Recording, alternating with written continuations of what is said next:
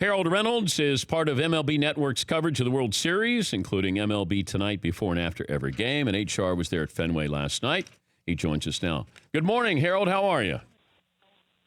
What up, DP? I was listening to you talking about the artists playing their top hits, right? Yeah. Well, the Dodgers, to me, are not playing their top hits. I'd be disappointed when I don't see Bellinger in the lineup.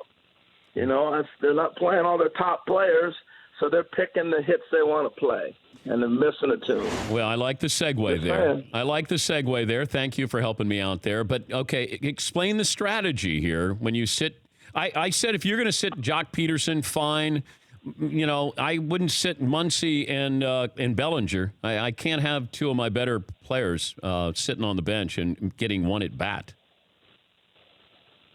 No, I totally agree. I think what's happening is the Dodgers have really overthought the whole process. You know, we watched them do the matchup thing, and Milwaukee sent them down this road that they felt like they could match up and let's show what we can do. And for me, to go into an American League game and play in American League Park with a designated hitter, it just doesn't lend to all the moves you have to make. There's no double switches. There's no pitcher coming up third in the lineup with somebody on base who might have to pinch hit. That doesn't come into play. And yet they tried to force that in these last two games in Boston. So as a result, I thought their lineup was totally out of kilter. They took away the bulk of their power, like you talked about with Muncy and Bellinger. And I thought it lessened the team that we've seen most of the year play. All right, now the series shifts to Los Angeles. You have the National League rules here. How does that change? We're going to see a few left-handed bats in the lineup, I'm guessing, tomorrow night in Los Angeles. Yeah, they'll load up the whole left-handed lineup. We'll see Jock Peterson. We'll see Bellinger. We'll see Muncy. And there'll be a better team for it. But I think what happens in a National League game, and particularly from a player standpoint, you know, having played on the bench at the end of my career, you know, one of the things you have to do is start preparing. You're thinking with the manager, okay, when am I going to maybe pinch run? Am I going to pinch hit? Am I going to go in and play defense? You know, so the National League game basically scripts it out for you. It's easier to script, and that's what the Dodger front office likes to do, is script out a game. Well, National League, you can say, all right, our pitcher's going to be up third in the third inning. Maybe we'll make a switch, and we'll go ahead and use Kemp to hit then. Okay? That works. That doesn't work in the American League game. So I think, you know, we'll double switch. We'll take Taylor out, and we'll put Bellinger in center, and we'll do that in the fifth inning. You know, if things work out properly. It's a lot easier to try to determine your outcomes. And so we'll see a lot of that from the Dodgers. I think they're more conducive to that. And as a player, I can start to anticipate when I might be going in or not. Exactly. I thought Nunez the other day, and I'll stop there, I'll let you come back, but, you know, we were talking to Eduardo Nunez after the game, and we're asking him about, you know, what did you do to get ready for the at-bat when he hit the 3-run homer? He said, well, I knew I wasn't starting. Alex had told me the day before, if the situation comes up, be ready. So he's ready for the situation to face Wood. He said, I went down into the tunnel. I watched video of him. I knew he was going to throw a breaker ball. Every time he had runners in scoring position, that's what he did. So I looked for it, and he hit a 3-run homer. That's the difference in the two teams right now, preparation. He's Harold Reynolds, Major League Baseball Network analyst, former Gold Glove winner. 3-time Gold Glove winner? Yes, 3 times. How about that? I know. 3-time Gold Glove winner. I know, you're thinking you only had one of them. You probably wanted all 3 of my Gold Gloves at the station there. I know McLovin tried to hang on to it forever. But you know what's weird, though? You know, you loaned us your Gold Glove, and it was great to have. And what people have to understand is it's actually just a baseball mitt that is spray-painted gold. Like it Yes.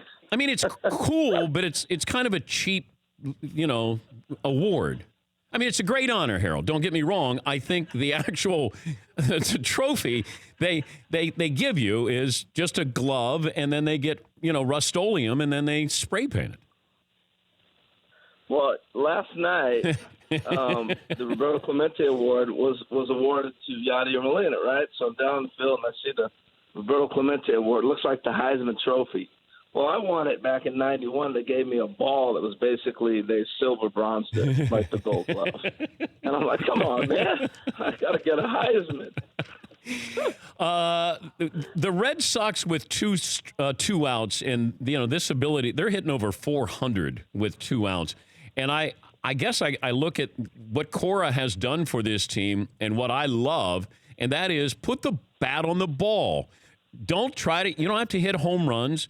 They're not relying on home runs here, and they put the ball in play. And I don't know if more teams are going to look at this and go, oh, geez, it does make more sense than striking out that you put the ball in play. And then things happen. What do you make of this, Stratton? It's not strategy, I guess, but it's just the ability to, put the ball in play with 2 outs and runners in scoring position. Well, I think it's a philosophy that, it's blending the new analytics and also the old school together. And I think we've gone through numbers and data are always constantly changing, right? It changes our thought process of how we think about things. So Alex comes from the Houston Astros, who are way out there with all their analytics. Yeah. But I think they were the first one to sit there and say, take a pitch, get deep in the count. They led the league in strikeouts. Then they made the adjustment, we're going to put the ball in play, and they win a World Series. And I think Alex has brought that here. He had a quote last night, Dan, that he said in the press conference, 210 and 30 home runs and 70 RBIs, you can't play for the Red Sox. That doesn't get it with 195 strikeouts. You can't play here. But it's been accepted, though, Harold. That's the problem is baseball has accepted this as the new normal. Well, I hate it. I know most people do. The ball's got to be in play. And if you put the ball in play, good things are going to happen. A strikeout's not just another out. You have no production. So I think there's teams starting to see it. When you have the team leading right now 2-0 in the World Series, I'm not going to give it to them yet, although I think they'll probably win it.